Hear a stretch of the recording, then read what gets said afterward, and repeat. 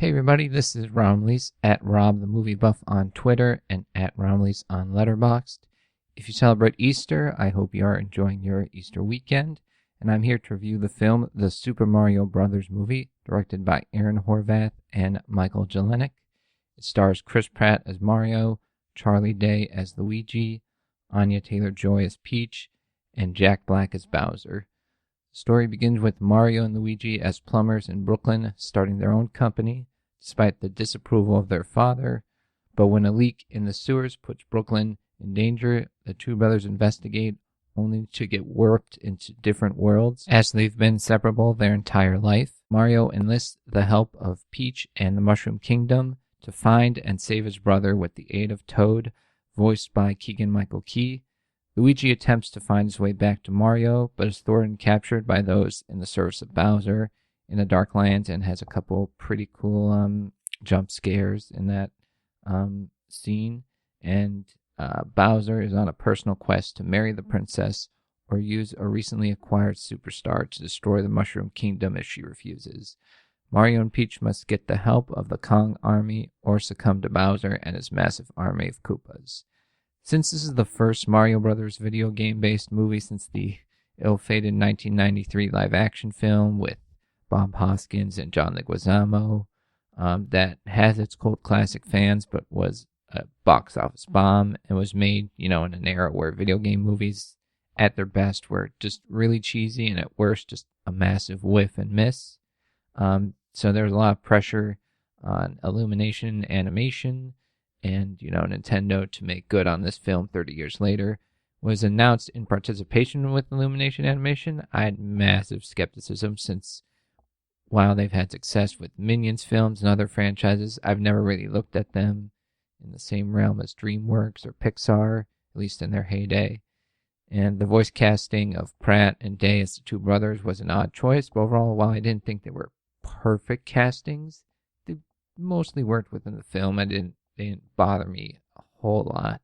The standouts voice-wise, especially for me, were Anya Taylor-Joy as Peach. She brought a great infectious energy and confidence as the princess forced to defend her kingdom of toads that supported her all her life, and she was really fantastic in that role. And then Jack Black as Bowser. He brings like an intimidating voice to it, but also is a hopeless romantic who kind of naively believes his show of force will attract Peach to him. And, the use of both his vocal and musical talents really makes the character of Bowser and that performance probably the most memorable in this movie. And there's some additional voice people that I really like Phil Lamar. He's like the leader of the Penguins, and he did some other voices, and he's a very accomplished voice actor that we really like. The original Mario video game voice actor, Charles Martinet, as Mario and Luigi's father, briefly, but he's good in that role. Seth Rogen as Donkey Kong's fun in the little bit that we see of him. And then Juliette Jelenic as Luma, who's imprisoned by Bowser, who wants nothing more than death, while everyone else is in prison and wants to get out. And it kind of provided a surprise amount of dark humor for a movie that, didn't really have all that much dark humor in it. The animation and world building as a whole is pretty fantastic, as they do kind of explore the different worlds and the powers in the Mario games, and they recreate them pretty much to a T. There are some fun action sequences. Probably my favorite would be whenever they used the Mario Karts. Those were really fun. And then as a film that, overall recreates that world and sets up a Nintendo cinematic universe that hopefully explores more of the Mario world, more of those characters, and someday maybe we get Zelda, Metroid, and Star Fox, among others. In terms of that, I thought this movie did its job. However, do I think as a singular movie cinematic experience, was it, on the level of like the recent great animated films that I've really adored, or even like from the past 15, 20 years, Toy Story films, the Shrek movies, recently Puss in Boots 2, The Last Wish, Spider-Verse, and Guillermo del Toro's Pinocchio. Do I think it's on that level? Personally, not really.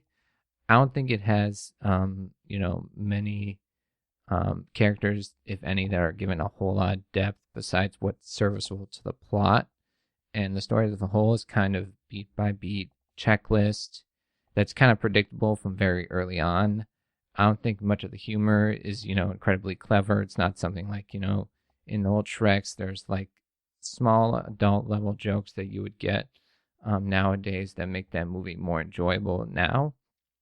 And I felt kind of one thing, a slight spoiler, the use of holding out for a hero was also done much better by Shrek 2 in comparison to how it's used in this movie.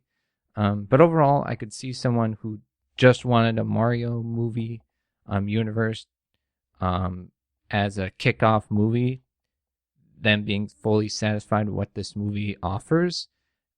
But personally, I kind of hope for a little more quality and maybe a little more exploration of the world and more creativity with it.